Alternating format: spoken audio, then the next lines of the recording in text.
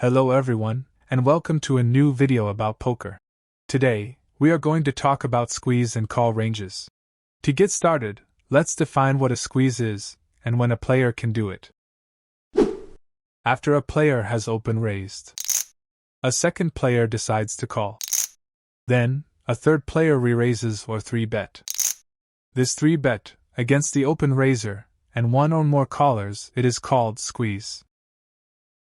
Let's review the squeeze call range for this example in our app. Click on the Pre-Flop Ranges button in the main menu. By default, the app is showing the Open Raise Ranges tab.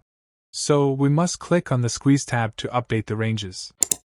The squeezer, the hero in this example, is in the button, so we must update his position. The open raiser is in hijack, and the caller is in the cutoff. The button's range is updated. In this case, he must squeeze 7.4% and just call 2.2% of his range. Now let's review some tips about squeezing. The first one is the squeeze position.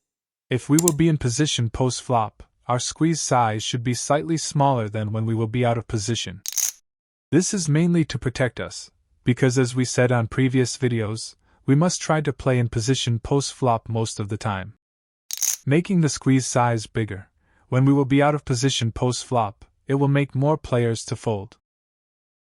The second is the number of callers. When deciding to squeeze, we must take in count the number of players that has called the open raiser. We must use this number to define our squeeze size. The bigger the caller's number, the bigger the squeeze size. To define the squeeze size, we can use the 3x plus 1x per caller formula. For example, if the open raise is 3 big blinds and there is 1 caller, we should squeeze to 12 big blinds. However, if there are 3 callers, we must squeeze to 18 big blinds. The third one is villain's positions.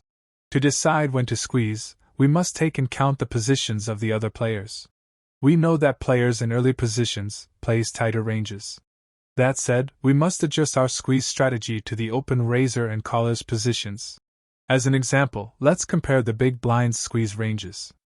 On the left, we have the big blinds squeeze range against early positions. In this case, the open raiser is UTG and the caller is hijack. In this scenario, we should squeeze 5.5% and call 12.8%. Now, on the right, we have the big blinds range when the open raiser is the button, and the caller is small blind.